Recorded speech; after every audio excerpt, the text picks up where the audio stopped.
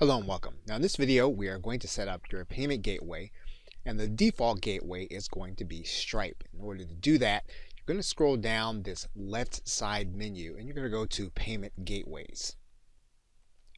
When you get there, you're going to click Add New Payment Gateway, and then you're going to see several here. You can see some affiliate networks and you'll see some of the larger payment platforms.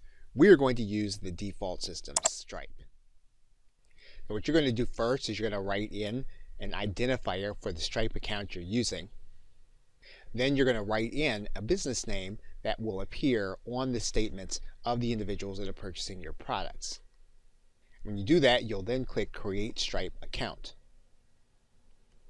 Now if you don't have a Stripe account, you'll need to set up one through this page, and you'll see all of the details that you'll need to place in. If you do already have a Stripe account, all you'll need to do is to click this sign in link here at the top. And once you've signed in, you would have automatically connected Stripe to ClickFunnels. And what this will do is this will allow you to use all of the ClickFunnels payment buttons and funnel markers for all of the page templates and buttons. The one thing that you may notice is that PayPal is not present as a payment option. Now you can use PayPal, you'll just need to use it by placing your own link and your own button. It will not integrate with the other systems inside of ClickFunnels.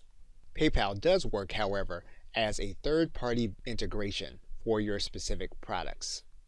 This means then that you'll need to use a PayPal button, which will then bring your client into the ClickFunnels system for product delivery and statistical storage.